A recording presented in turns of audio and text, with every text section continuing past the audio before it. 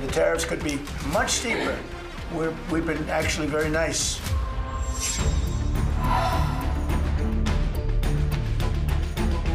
대화가 또 좀 더 필요할 것 같습니다. 미 측 내부의 분위기가 좋지 않다는 상황을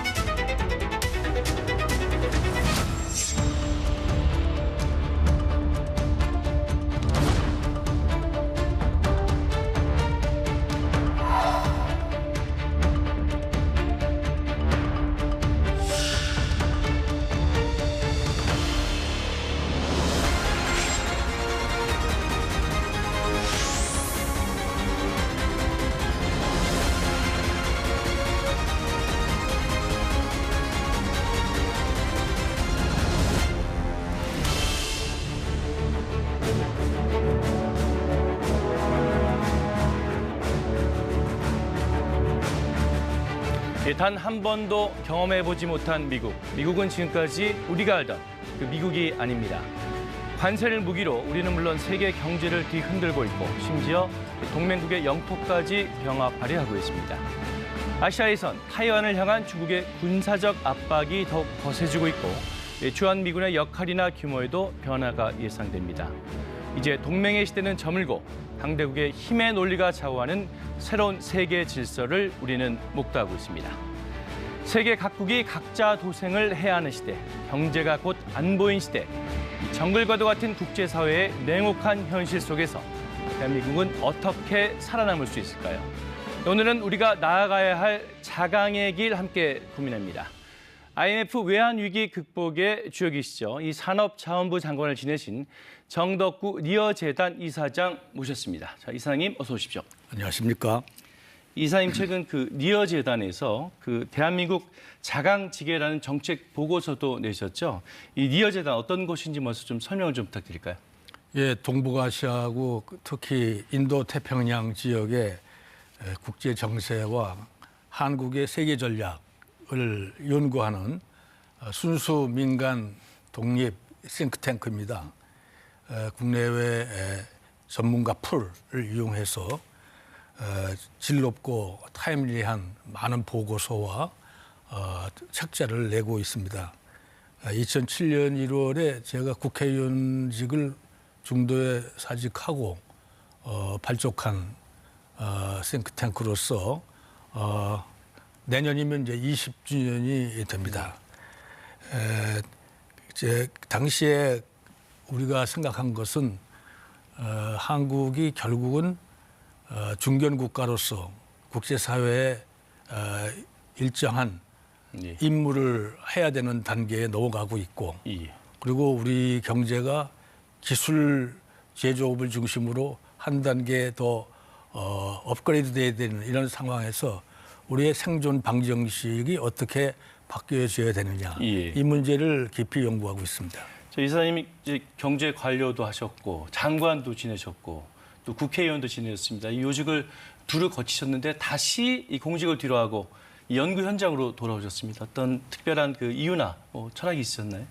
2000년에 장관직을 그만둔 그 당시에는 제 입장에서 저희 실무자들은 외환위기의 근본 원인이 제거되지 못했고 그 후유증이 아주 굉장한 파장을 보이고 있었고 이에 대한 대책이 더 많은 정책으로 승화되어야 될 그런 상황이었는데 정치권에서는 이제 외환위기가 끝났으니 대북 화해협력 뭐 이런 쪽으로 정치 쪽으로 방향을 돌리고 있었죠.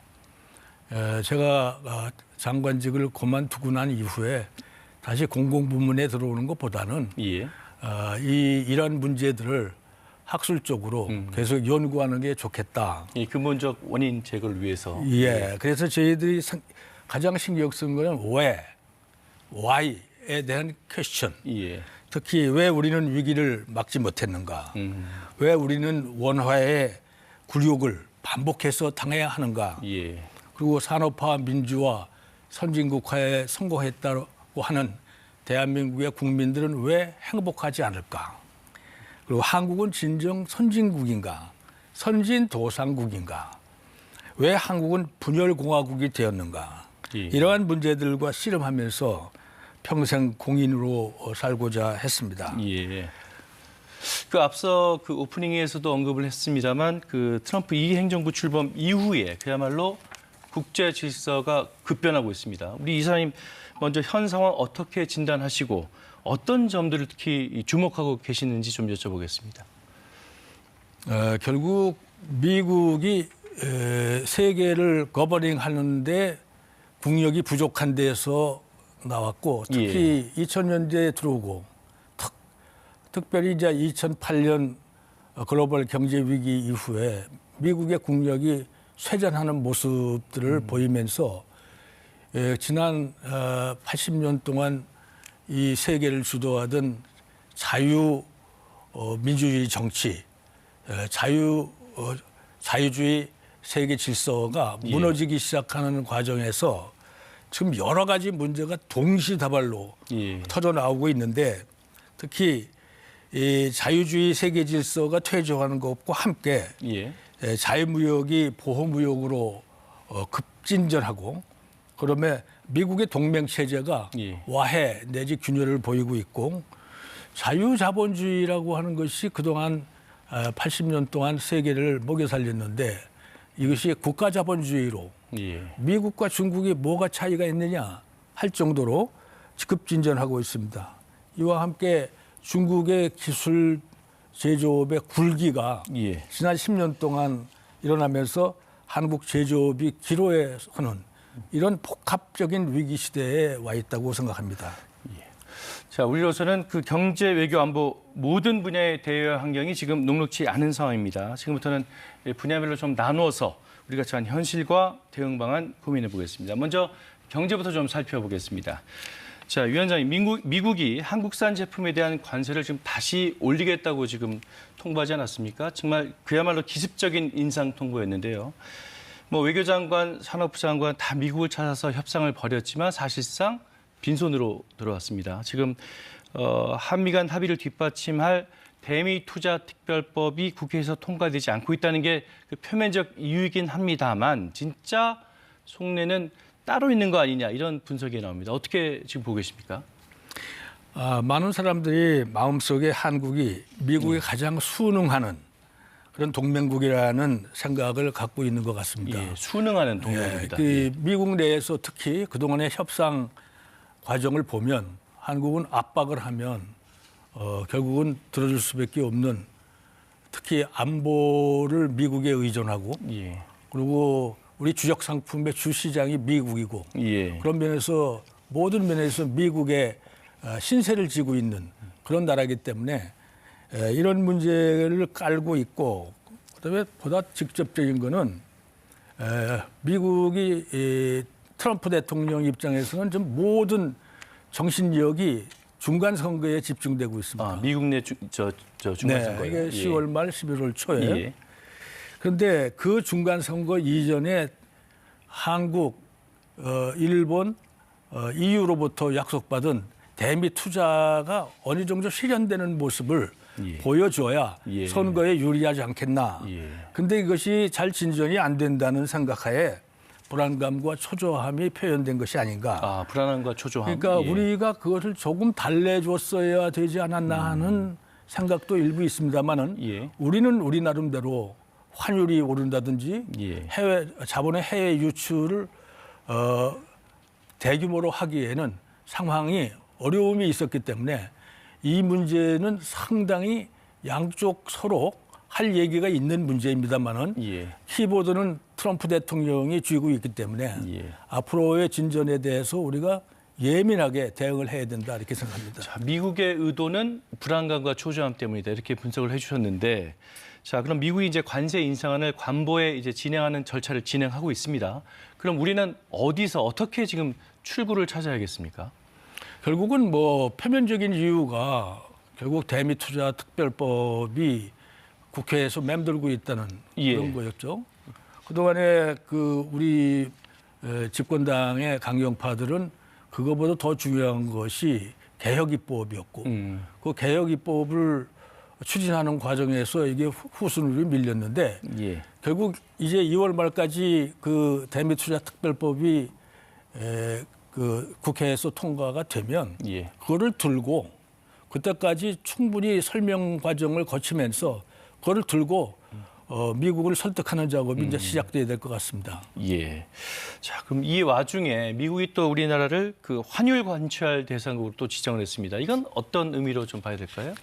이거는 환율 관찰국 지정이라는 것은 뭐 그렇게 꼭 이번 대미 투자 압박용으로 보기는 어렵습니다. 왜냐하면 이거는 미 재무성이 매년 20개국의 환율 평가 보고서를 내는데 예.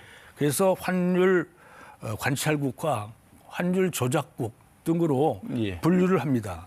그 기준이라는 게 대미 무역 흑자가 150억 달러, 또 외환 시장에 개입해서 달러를 시장에서 순매수하는 거 이런 것이 2% 이상, 예. 경상수지 흑자가 GDP의 3% 이상 이렇게 되면 이걸 환율 조작국으로 보는데 우리 같은 경우에는 그거에 해당되지 않고 우리는 대미 무역 흑자는 크고 경상수지 흑자도 굉장히 높습니다만은 외환시장 개입은 그렇게 많이 하는 나라가 아닙니다. 예. 자유변동 환율제를 쓰고 있는 나라에서 예. 환율 조작을 하기는 굉장히 어렵습니다. 예. 시장의 힘에 일개 정부가 대응하는 것이 그렇게 어렵기 때문에 예. 그래서 아마 이 문제가 그거하고 연결됐다고 생각하지는 않습니다. 예. 자, 그래도 이제 환율은 수출입은 물론이고요. 물가, 금리, 이 경제 전반에 미치는 영향이 굉장히 크기 때문에 주의 깊게 들여다볼 필요가 있겠습니다. 그래서 저희가 사진 한 장 준비했는데 같이 보실까요? 예, 1997년 외환 위기 때 당시 IMF 총재였던 미셸 캉드 씨와 임창열 경제부총리가 구제금융협상에 서명하는 장면입니다. 그 뒷줄 왼쪽에서 세 번째 계신 분이 이제 이사장님이시죠? 예, 네, 정덕구 당시 재정경제원 제2차관보의 모습이 보입니다. 자, 이사장님, 당시 그 협상 수석 대표를 맡으셔서 외환위기 상황과 그 본질에 대해서 누구보다 잘 아실 텐데요. 지금 지난해 하반기부터 원달러 환율이 1,400원대에 지금 고착되는 모습을 보이고 있어요. 이 고환율 기조가 계속되고 있는데 이 고환율이 뉴 노멀로 굳어지는 거 아니냐 이런 지금 우려가 있거든요. 이거 어떻게 보십니까?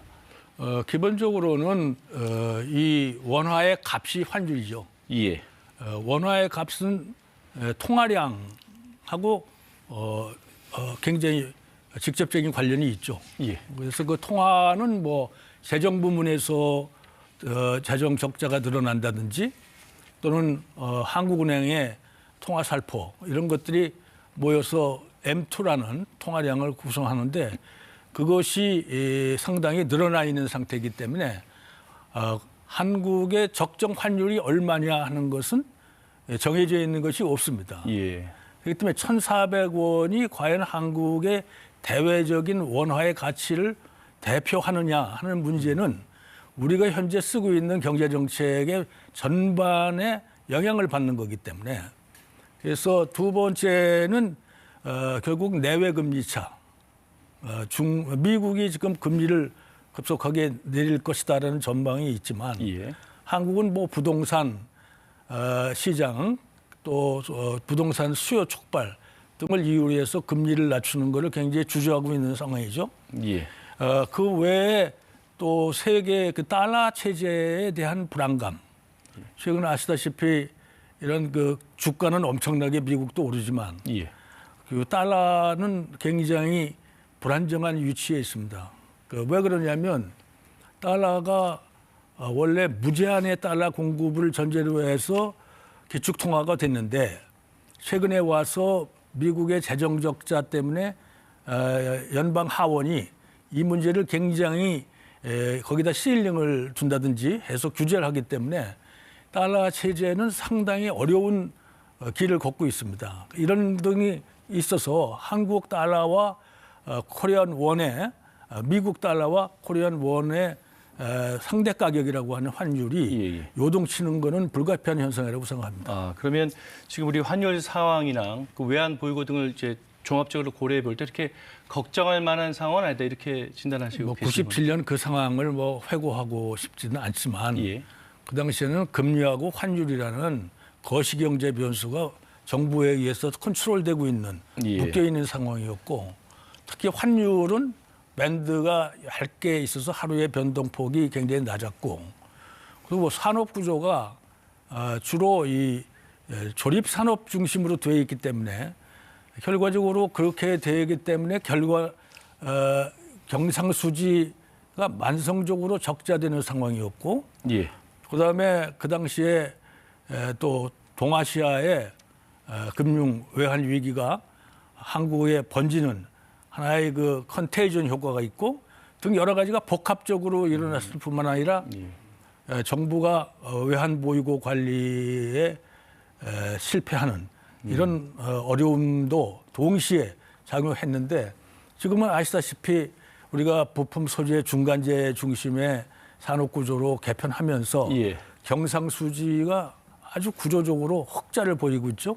작년에도 1,200억 달러 이상의 경상수지 흑자를 봤습니다. 그리고 우리 금리하고 환율은 완전히 유동화되어 있습니다. 다만 이제 중앙은행의 기준금리는 정부가 결정하지만 이런 모든 것들을 생각을 해보면 그 당시 상황하고는 상당히 다르고 우리가 안정적인 통화신용 정책을 쓰고 그리고 균형 재정을 추구하면서 균형점을 찾아 나간다면 이 한국의 환율 문제는 그렇게 심각한 문제는 아니라고 생각합니다. 심각한 문제는 아니다. 네. 자, 그럼 환율 얘기는 여기까지 좀 말씀을 듣고 주식시장 상황도 한번 여쭤보겠습니다. 지금 우리 주식시장 올 들어 계속 상승하더니 지금 코스피 5천을 갈아치웠고요. 지난 수요일에는 종가 기준 최고 기록까지 세웠습니다. 그러더니 또 최근에는 이 급락과 급등을 반복하면서 지금 롤러코스터 같은 모습을 보이고 있는데요. 자, 위원장님, 이사님 우리 주식시장 어떻게 지금 평가하고 계십니까? 굉장히 불균형된 실물 시장하고 연관은 돼 있어요. 왜냐하면 미국의 AI 반도체 수요가 늘어남에 따라서 한국의 반도체 공급자인 삼성전자하고 그리고 SK 하이닉스 두 거대 반도체 공급자들이 엄청난 수익을 얻고 있기 때문에 맞습니다. 거기에 따라서 그것이 대형주로서 또 비중이 크기 때문에 결국 주가지수 전체가 5천을 넘기고 또 넘나들고 이런 과정에 있습니다. 그렇기 때문에 이 가격이라는 것이 우리 실물 경제 쪽은 차가운데 주가만 올라가는 이런 형태 때문에 굉장히 불안정한 구조를 갖고 있다 이렇게 생각합니다. 방금 말씀하신 것처럼 뭐 시중에는 이런 얘기도 있습니다. 시장은 환호하고 있지만 거리엔 지금 한숨 소리만 들린다. 그러니까 말씀하신 것처럼 주식시장은 뜨거운데 이게 열기가 실물 경제까지 미치지 못한다. 뭐 이런 뜻인 것 같은데요. 이 어떻게 해결해야 될까요? 물론 그 SK나 SK 하이닉스나 삼성전자 입장에선 좋은 기회가 됩니다. 왜냐하면 앞으로 가야 될 길이 시스템 반도체이기 때문에 이번에 엄청난 어닝을 가지고 거기에 시스템 반도체의 미래 산업에 투자한다면 이건 호기가 될 것이고 또 이번에 증시 호황을 바탕으로 해서 직접 금융시장, 지금 유상증자나 또는 채권 발행 등을 통해서 앞으로 미래에 AI 투자를 해야 될 기업들이 투자 재원을 시장에서 확보할 수 있는 면에서 좋은 면이 있으나 이게 일부 기업에만 국한된 시장이기 때문에 전체적인 지수 중심 정책, 특히 정부가 이런 유혹에서 벗어나야 된다. 이거는 주가는 언제든지 움직일 수 있는 거기 때문에 거기에 대해서 책임질 수 없는 발언을 함부로 해서는 안 된다 이렇게 생각합니다. 자, 이렇게 증시는 살아나고 있습니다. 자본시장이 더욱 성장하려면 우리 산업의 구조개혁 역시 필수 과제가 지금 됐는데요. 지금부터는 우리 산업구조 개편과 관한 그 분야에 대해서 조금 집중적으로 얘기 나눠보겠습니다. 우리가 여전히 그 수출 중심의 산업 구조 아니겠습니까? 그 대환경에 영향을 많이 받을 수 없는 그런 상황인데요. 특히 트럼프 2기 행정부 들어서는 근데 이런 산업 구조가 큰 리스크가 됐다 이런 분석이 많습니다. 이런 점을 어떤 점을 가장 좀 우려하고 계십니까? 기본적으로 우리가 지난 40여 년 동안에 예. 중국과의 그 보완적 산업 관계, 보완적 생존 관계를 맺으며 예. 우리가 호황을 구가했고 그 과정에서 우리의 그동안의 산업 구조 자체가 어떤 그 조립 산업에서 부품 소재 중간재 산업으로 넘어오는 과정에서 그 엄청난 자본재를 예. 중국에 수출했습니다. 예. 그런데 지난 10년 동안 중국이 자립했습니다. 중국이 자립했다. 기술 제조업의 자립이 괄목할 만큼 진행됐기 때문에 지금 이제 앞으로 우리가 해야 될 문제는 거꾸로 중국을 우리가 추격해야 되는 아주 어려운 상황에 있습니다. 중국이 오히려 우리보다 앞섰기 때문에 예, 이제 우리가 추격을 해야 되는. 예. 우리가 한때 25%, 26%까지 달했던 대중국 수출 비중이 예. 지금은 17% 수준까지 떨어지고 있고 예. 그 대신 미국에 대한 비중은 거의 상당만큼 좀 거의 19%까지 달할 정도로 늘어나고 있습니다. 예. 이거는 뭐냐면 우리 앞으로 무역 구조가 가야 될 길이 중국과는 보완적 산업 관계에서 치열한 경쟁 속에 공존할 수밖에 없는 이런 생존 관계로 바뀌면서 그 비중을 미국으로 옮겨야 되고 또 미국은 미국 나름대로 그동안에 잃어버렸던 그 러스트 벨트가 표현하듯이 이 제조업의 공백 상태를 어떻게 다시 제조업의 부흥으로 가져갈 거냐 하는 것이 트럼프 정부뿐만 아니라 바이든 정부 때부터 아주 중심적인 정책으로 등장하고 있는데 미국이 지금 세계에서 아주 안정된 대량 생산 체제를 가진 제조업 생태계를 가진 나라는 중국하고 한국밖에 없습니다. 예. 독일이나 일본도 결국 부품 중심으로 가고 있고 그러면 어떻게 되느냐.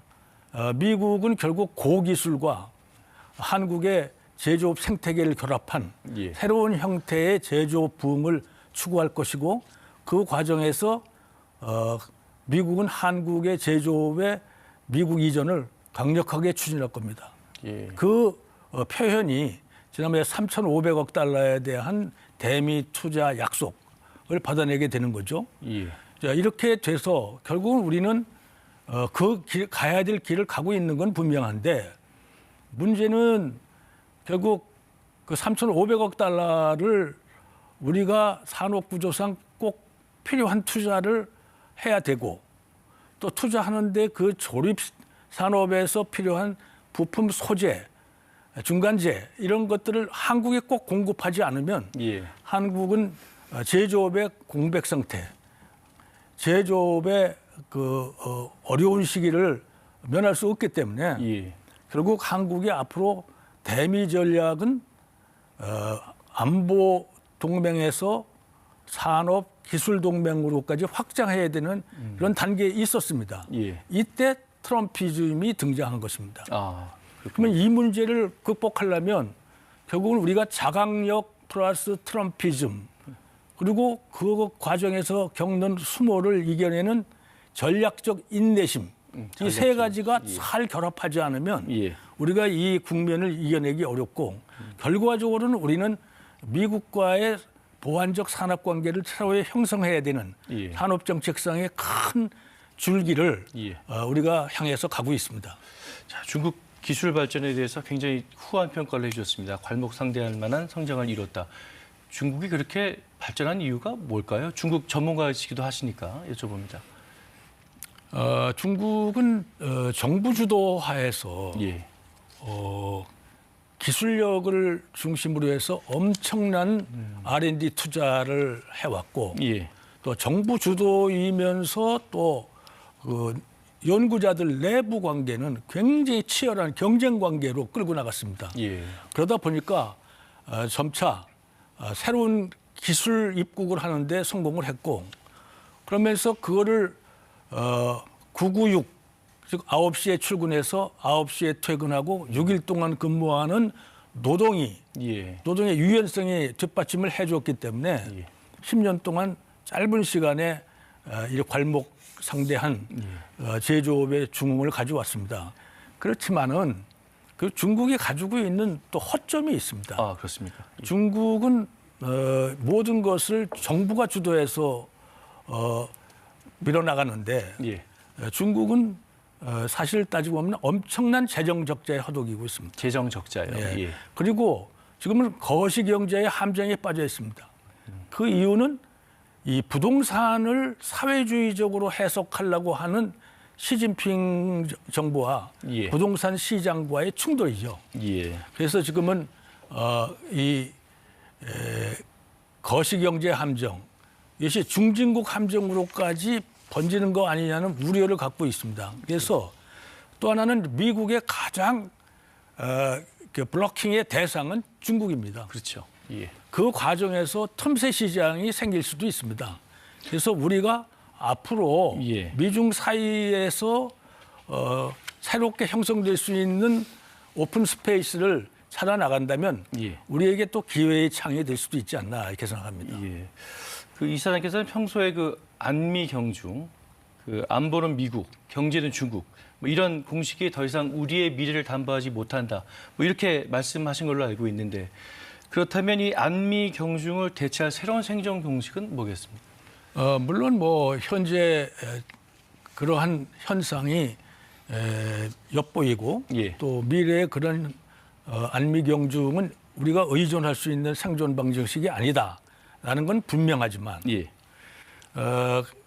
결국 그것이 일조일석에 뭐 경제는 완전히 미국이다, 중국이 아니다.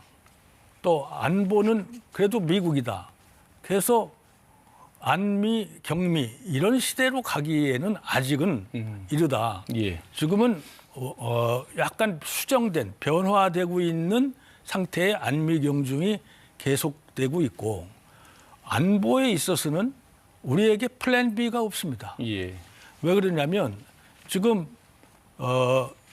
미국에 대척할 수 있는 그 안보 군사적 강국이라고 하는 중국이 한국과는 가치적으로 서로 충돌하고 있고 그리고 이 군사면에서 외교 안보 면에서 북중러의 한 프레임 안에 있고 이런 등 여러 가지 생각했을 때 결국 안미경중이라고는 하지만 안미경중에서 벗어난다고는 하지만 그러나 그것이 급속하게 이루어지기는 어렵다. 당분간은 그 상태에서 어느 정도 서서히 다른 방향으로 새로운 길을 모색하는 과정에 있다 이렇게 생각합니다. 그 새로운 길을 모색하는 과정. 그럼 우리가 그 미래 산업을 좀 견인하고 발전시키기 위해서는 우리가 어떤 산업 분야에 좀 집중을 해서 시급히 육성을 해야 되겠습니까? 뭐 역시 뭐 AI 쪽인가요? 물론 뭐 그 AI라는 것이 그 AI에 대한 기초 투자에 있어서 미국과 중국이 속도전을 벌이고 있는데 그 반열에 끼기 위해서 어마어마한 기초 투자를 해야 되는지에 대해서 우리 내부에서는 반론이 있습니다. 그러니까 우리에게 제일 중요한 거는 피지컬 AI를 중심으로 해서 로보틱스 뭐 이런 거죠. 또 시스템 반도체, 제약, 바이오, 그리고 항공 우주 산업 이쪽을 우리의 전략 산업으로 보고 있는데 그거와 함께 우리가 새로운 산업 구조를 형성한다면 삼축 체제로 가야 된다고 생각합니다. 삼축 체제. 미래 전략 산업 지금 말씀드린 미래 전략 산업도 있지만 우리의 주력 산업이 있습니다. 예를 들면 반도체, 배터리, 디스플레이, 바이오, 메모리 분야 이것의 초격차를 어떻게 유지해 나가느냐. 초격차. 기술적 초격차를 어떻게 유지하느냐가 또 중심이 됩니다. 그다음에 우리 기반 산업이라는 것이 있습니다. 우리 보면 아시다시피 철강, 또 우리 전기 이런 것들이 이제 기반 산업인데 이런 것들이 삼축을 형성해 가지고 산업 정책의 기조가 앞으로 변화해야 된다. 그 중에서 우리가 이제 시급히 변화해야 될 그 방향이 있다면 예, 기업 주도의 프로젝트를 중심으로 해야 된다. 아무리 세계가 그 국가 자본주의, 정부 주도의 방향으로 흘러가긴 하지만 기업 주도 프로젝트에 정부가 리스크를 리스크 해칭 비용을 부담한다든지 이런 형태, 이 협업 체제. 정부와 기업의 협업. 정부는 이제 인프라를 조성해 준다든지 또 인력 양성을 한다든지 이런 것들이 결국 이 분업 체제가 앞으로 잘 형성이 돼서 높은 생산성을 갖추는 산업 구조 개편이 돼야 된다 이렇게 생각합니다. 조금 전에 우리 저 이사장님 피지컬 AI 로봇에 관한 말씀도 해주셨는데요. 저 AI 시대로의 대전환은 그 우리 노동 현장의 변화도 예고하고 있습니다. 그 지난달 미국 라스베이거스에서 열린 CES에서 현대차 그룹이 휴머노이드 로봇 아틀라스를 공개했습니다. 이 자동차 부품을 옮기는 작업을 시연했는데 인간과 유사한 동작을 아주 정밀하게 수행해서 반응이 폭발적이었습니다. 그런데 당장 현대차 노조가 노사합의 없이는 단 한 대의 로봇도 생산 현장에 들어올 수 없다면서 강력 반발하기도 했죠. AI와 로봇 기술의 발전이 일자리 감소로 이어질 수 있다는 건데요. 이 문제와 관련해서는 그 이례적으로 대통령까지 나서서 관련 발언을 했습니다. 함께 들어보시죠. 인공지능 로봇을 노동 현장에 투입한다고 하니까 막 그 회사는 주가 올라가고 막 각광을 받는데 현장에서는 야, 저 로봇 들어오면 우리 일자리 없어지는데 저 로봇 설치를 막자 뭐 이런 운동을 하잖아요. 인공지능 로봇이 들어온다. 우리 일자리를 대체한다고 하니까 얼마나 공포스럽겠어요. 불안하고. 그럼 결국 우리가 여기에 어떻게든지 대응해야 된다. 결국 방법은 창업이죠. 우리 대통령도 얘기를 했습니다만 굴러오는 거대한 수레를 피할 수는 없다. 현실화되고 있는 AI 시대를 빨리 인정하고 적응해야 한다. 이런 말씀하셨어요. 하지만 이 기술 발전의 속도와는 좀 동떨어지게 우리 노동 현장이 좀 과거에 머물러 있는 것도 좀 사실입니다. 이 간극을 어떻게 좁힐 수 있을까요? 우선 뭐 우리가 그 미국의 러스트 벨트, 또 스웨덴의 말메하는 조선소의 눈물 이런 걸 봤지 않습니까? 그 흐름에 따라가지 못한 하나의 그 산업들의 하나의 붕괴 과정을 얘기하는데 그것에는 대부분이 노동자들의 복지와 또 일, 특히 예수가 말씀하신 일하기 싫은 자는 먹지도 말라와 이 헌법 정신이라고 각국이 가지고 있는 인간으로서의 존엄과 가치, 이 두 상반된 이 이상과 가치를 놓고 우리 노동계가 앞으로 어떤 그 정책 배합을 해나가야 되느냐. 박정희 대통령 때 이후 우리 개발연대는 분명히 일하기 싫은 자는 먹지도 말라. 무노동 무임금. 그게 주력이었죠. 근데 잘 아시다시피 ILO라는 그 국제노동기구에서 노동규약을 만들었는데 그거는 상당히 인간으로서의 존엄과 가치를 중심으로 해서 만들어진 규약이고 그거를 그대로 따라가다가 서구라파의 많은 나라들이 지금 만성적인 재정 적자에 빠지고 그리고 산업의 붕괴가 가지고 지금 현재 서구라파의 많은 나라들이 제조업을 포기하는 이런 단계까지 옵니다. 이 한국이 그런 길로 갈 것이라고 예상하지는 않지만 아주 짧은 시간에 주춤하는 사회에 우리의 산업 경쟁력이 떨어지면 그런 상황으로 갈 수도 있다고. 그럴 가능성도 있다. 이렇게 말씀드릴 수밖에 없습니다. 그래서 이제 제조업의 인공지능이라는 것은 대세다.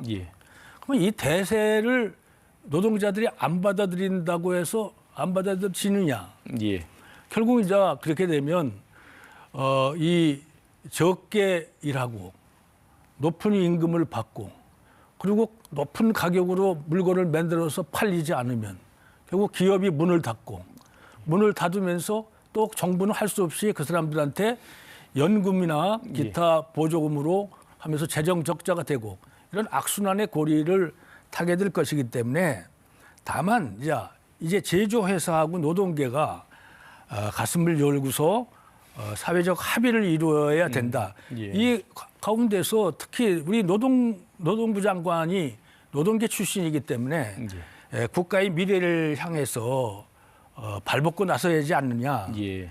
하여튼 대안도 모색해야 된다. 그 대안은 재교육 프로그램 같은 것들을 중심으로 해서 전업을 한다든지 또 이런 것들을 새로운 그 로보틱스를 그러니까 피지컬 AI를 만들기 위한 새로운 직장들, 창업들이 일어날 것입니다. 예. 거기에 전업을 할 수 있는 하나의 그 재교육 프로그램 같은 것들을 대안으로 모색하면서 예. 사회적 합의를 잘 이루기를 바랍니다. 예, 그 지금까지 주로 경제 중심으로 얘기 나눠봤습니다만 경제 안보라는 말처럼 이제는 경제와 안보를 분리해서 생각할 수 없는 그런 시대가 됐습니다.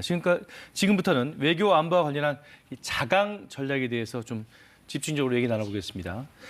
자, 이사님 먼저 미국 얘기부터 좀 살펴볼까요? 지난달 미국이 새 국방 전략을 내놨습니다. 특히 관심을 모으는 게 한국의 역할 부분인데 한마디로 북한 억제는 이제 한국이 맡고 미국은 조금 뒤로 빠져서 보조 역할로 물러서겠다 이런 내용으로 풀이됩니다. 어떻게 평가하고 계십니까? 기본적으로 미국의 방어 전략의 핵심은 중국의 팽창을 막는 것입니다. 예. 물론 북핵 문제가 심각하긴 하지만 미국의 앞으로의 그 가장 중심적인 컨선이 중국에 있다는 것을 보여주는 것입니다. 예. 그 대신 미국은 핵심적이되 제한적인. 그러니까 핵심이 뭐냐? 앞으로 주한미군은 핵심적이나 제한적인. 그러니까 critical but more limited. 예. 여기에 역할을 하겠다. 우리가 잘 이 문제를 논의를 하게 되면은 크리티컬 보다 더 현대화된 군사 장비를 가지고 미국이 뒤에서 약간 뒤에서 이 대북 억제 팽창 억제를 강력하게 추진하겠다는 의미로도 될 수 있기 때문에 예. 너무나 많이 걱정할 문제는 아니나 분명한 것은 미국이 가지고 이제까지 바이든 대통령 때까지 그렇게 노래처럼 불렀던 아이론 클래드 철통 같은 예. 그죠? 그리고 라이크 마인디드 가치적 동맹이다. 라이크 마인디드. 예. 그리고 이러한 그 동맹 체제가 변화를 겪으면서 잘못하면 미국이 변심한 애인처럼 국민들한테 비칠 수도 있습니다. 예.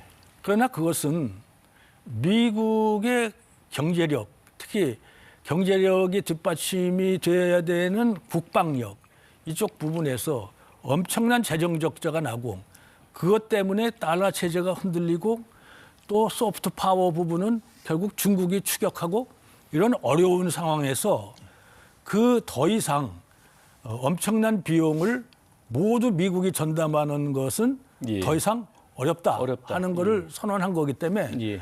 우리는 이제 자강으로 그를 메꿔야 됩니다. 군사적 자강.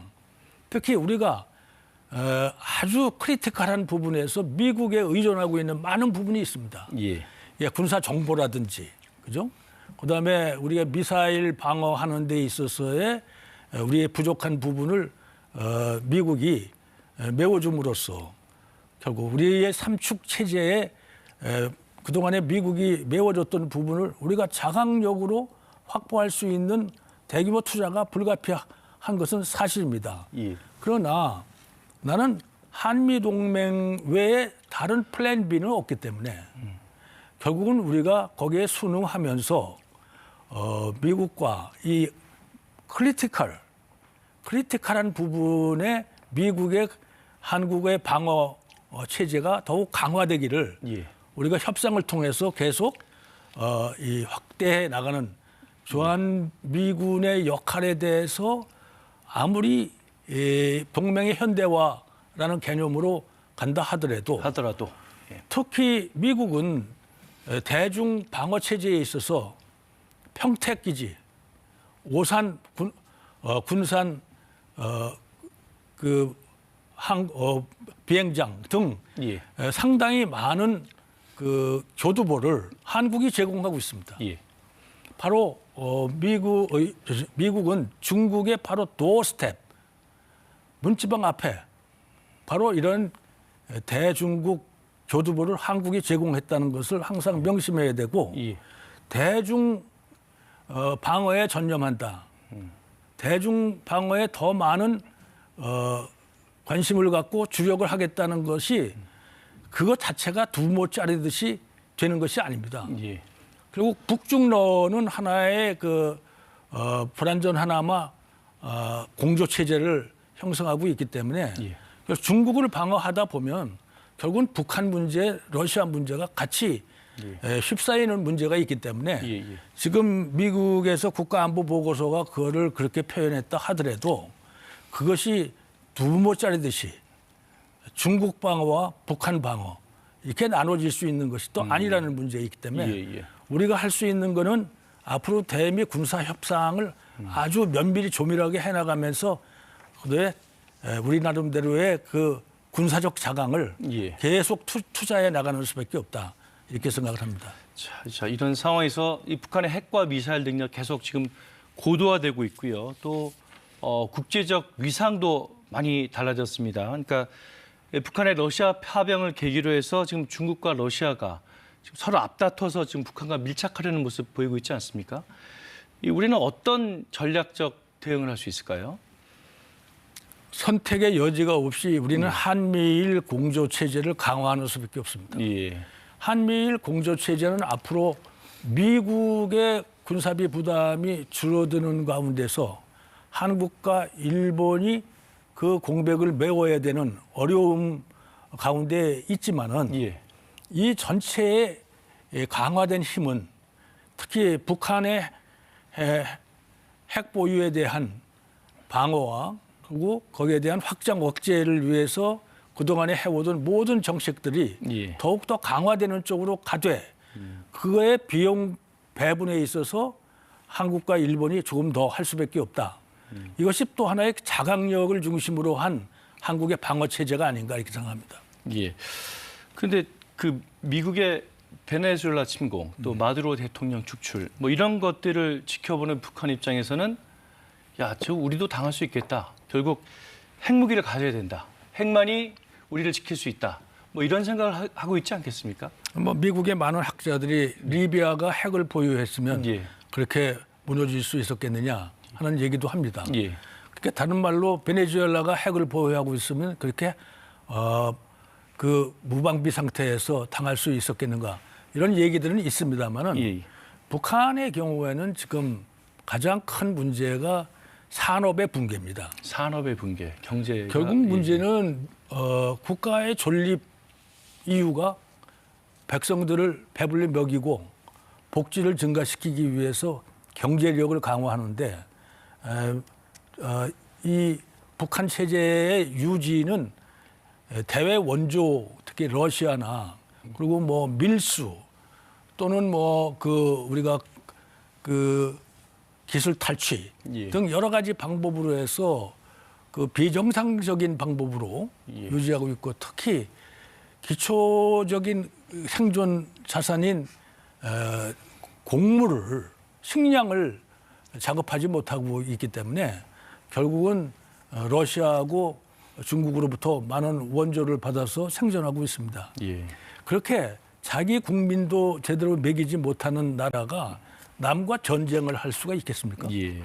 우선 군인을 먹일 만한 충분한 돈도 없고 예. 그러려고 그러면 결국 옛날 6.25 전쟁처럼 중국하고 러시아가 도와줘야 되는데 지금 자기네들 입장에서는 자기 코가 석자인 상황이기 때문에 그렇게 북한을 직접적으로 전쟁을 하도록 도와줄 중국과 러시아가 아니다.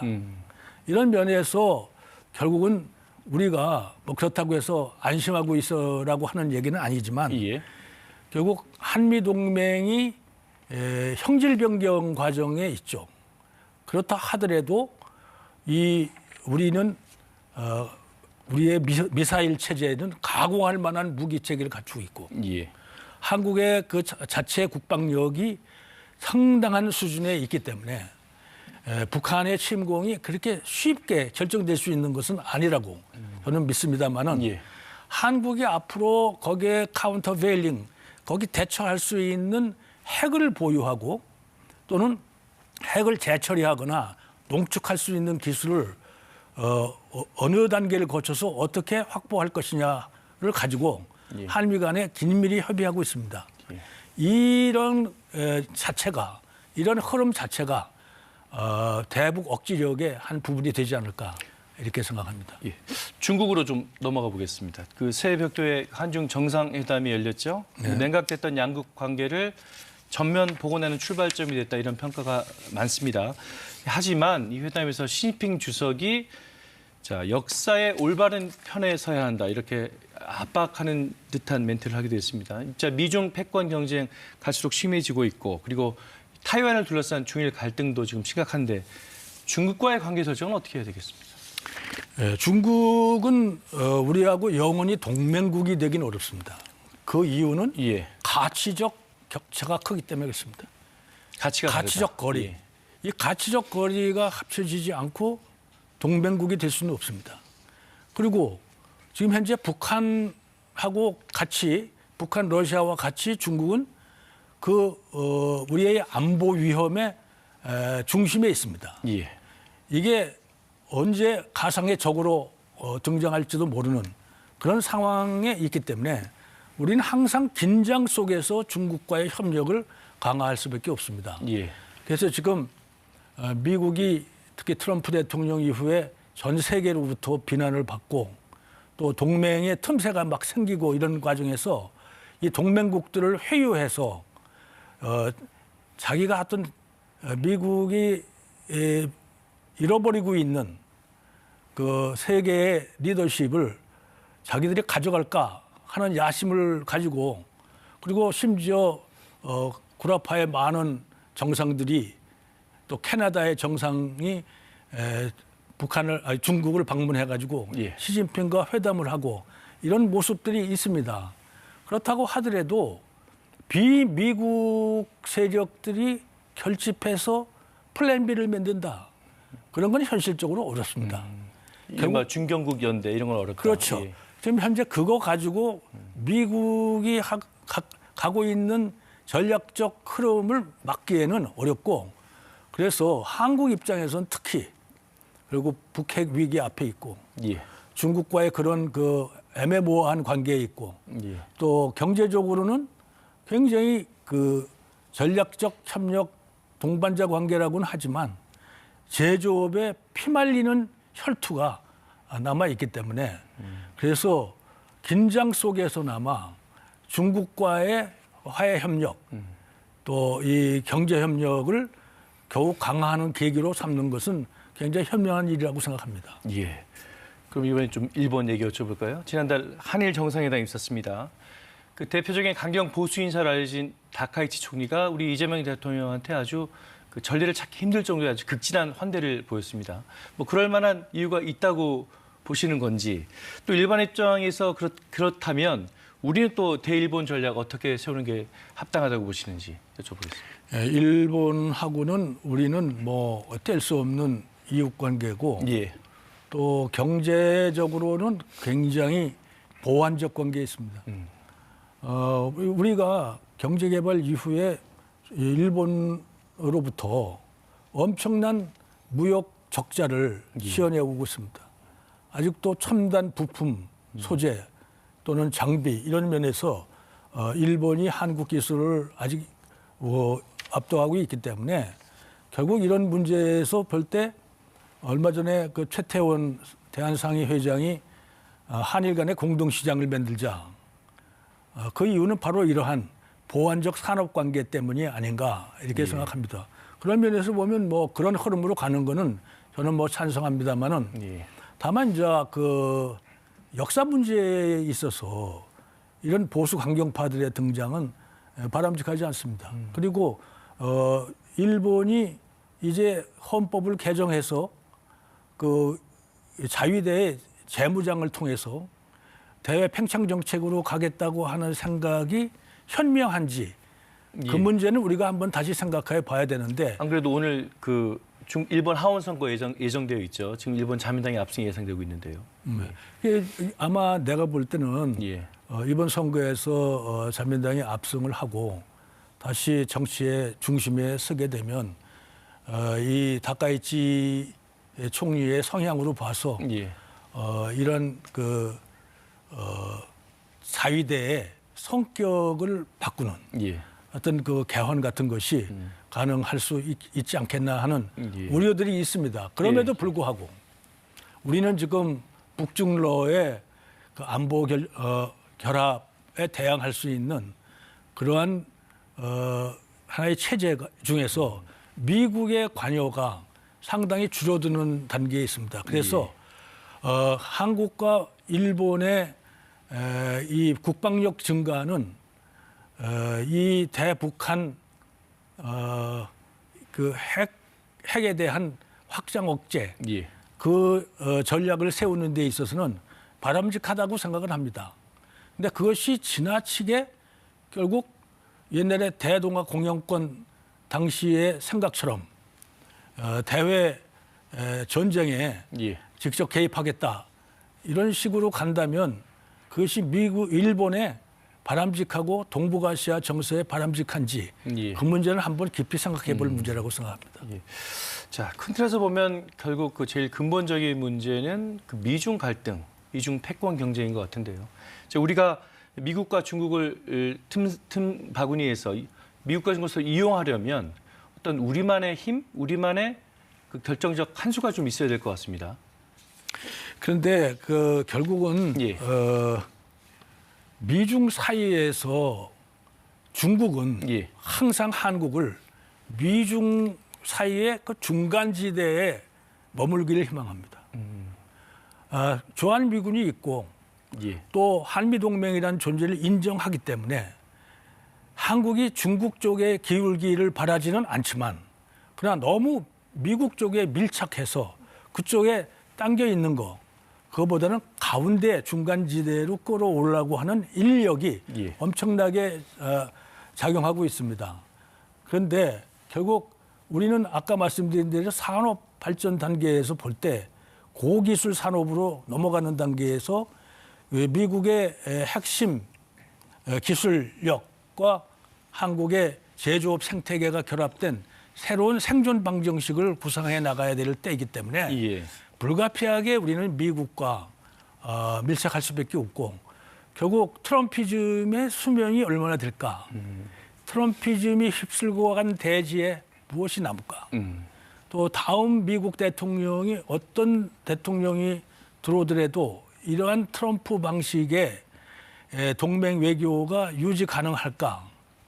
또 미국 이 트럼피즘은 미국에 어떤 것을 갖다 줬고 어떤 것을 잃게 했는가 이런 많은 생각들이 있습니다. 그렇기 때문에 결국 우리는 이러한 그 현재 우리가 가고 있는 산업 전략, 기술 발전 전략들을 중심으로 해서 미국과 보완적 생존 관계를 가져가는 것이 중요하고 중국과는 어차피 우리는 뗄 수 없는 이웃 국가이기 때문에 예. 이 물류의 흐름이라든지 기타 그 경제 산업 협력 구도라든지 이런 면에서 앞으로 경쟁 속에서 결국 공존할 수밖에 없는 이런 장기 전략을 가지고 중국과 대화할 수밖에 없다 이렇게 생각합니다. 예, 지금 시간상 마지막 질문이 될 것 같은데요. 지금 이사님께서는 스스로 강해져야 된다. 자강을 계속 강조하고 계십니다. 자, 우리가 자강하기 위해서 최우선 과제들이 있다면 어떤 게 있을 수 있을까요? 자강을 위한 과제들. 자강을 하려면 우선 자강의 기초 조건이라는 것이 경제력이죠. 예. 경제력이 뒷받침이 안 되면 자강은 어렵습니다. 예. 경제력이 뒷받침이 안 되는데 결국 그 국민들에게 이 국민들이 가지고 있는 속성 중에 두 가지, 즉 일하기 싫은 자는 먹지도 말라라는 예. 논리와 그리고 인간으로서의 존엄과 가치를 지킨다 중에 후자에 너무 치중했던 구라파가 지금 어떻게 됐느냐 이거죠. 이제 앞으로 5%까지 국방비를 늘리려고 하게 되면 그 고복지 사회가 앞으로 복지를 줄일 수 있겠느냐. 그러면 재정 적자는 어떻게 되겠느냐. 이런 어려움에 빠지죠. 그래서 결국은 거기서 0.5%, 0.4% 기껏해 0.7% 성장하는 나라가 예. 결국 가는 길을 우리가 봤지 않습니까? 그러니까 우리는 지금 현재 매년 매 5년마다 1%씩 잠재 성장력이 떨어지고 예. 그리고 두 개의 벽, 즉 한국 1인당 GDP가 미국 1인당 GDP의 70%를 넘지 못하는 그 벽. 그리고 또 하나는 한국의 토탈 GDP가 세계 GDP에서 차지하는 비율 2% 벽에서 헤어나지 못하고 있습니다. 이런 경제력을 가지고 과연 우리가 얼마만큼 자강을 해야 되냐. 예. 경제적 그 구조 변화가 없이 우리가 군사적 자강이나 기술적 자강을 할 돈이 없기 때문에 예. 결국은 이제 경제력을 확대하고 계속 줄어들고 있는 잠재 성장력을 상승 기류로 바꾸는 노력이 필요한데 이거는 결국은 우리의 경제 체제, 경제 사회 체제에 대한 예. 혁신밖에 없습니다. 예. 가장 대표적인 것이 교육이죠. AI 시대의 교육이 어때야 되는가? 우리 다 알면서 예. 지금은 모든 부모들이 의대와 법대를 보내려고 합니다. AI 시대에 제일 먼저 없어져야 된 업종이라고 발표가 됐는 상황인데도 우리는 그럼에도 아직도 불구하고. 그러고 하고 있습니다. 예. 예. 그리고 또 하나는 결국 우리 노동시장의 유연성. 이제 노동계하고 이제 산업계하고 대타협이 필요한 관계에 있고 예. 그러려면 결국은 우리가 과학기술 연구 생태계를 또 바꿔야 된다. 예. 지금은 뭐 우리가 국가에서 엄청난 재원을 퍼부어도 전부 논아먹지 않습니까? 본인들도 다 인정합니다. 예. 근데 그거를 AI 시대의 집중 투자의 원천으로 삼아서 이거를 생태계를 바꿔야 되는데 예. 이건 과학기술계가 상당히 그 많은 자기 변화가 필요한 예. 때다 이렇게 생각합니다. 예. 자, 이사님 귀한 말씀 잘 들었습니다. 1시간이 훌쩍 가버렸네요. 오늘 말씀은 좀 여기까지 듣겠습니다. 감사합니다. 감사합니다. 자, 영원한 친구도 영원한 적도 없다. 이 냉혹한 국제 정세 속에서 우리가 기댈 곳은 결국 우리 스스로의 힘과 의지일 겁니다. 자강의 중요성, 자강의 정신 되새기면서 이루어진다 라이브 마치겠습니다. 저희는 설 연휴 관계로 한 주 쉬고 그 다음 주에 뵙겠습니다. 시청해주신 여러분 감사합니다.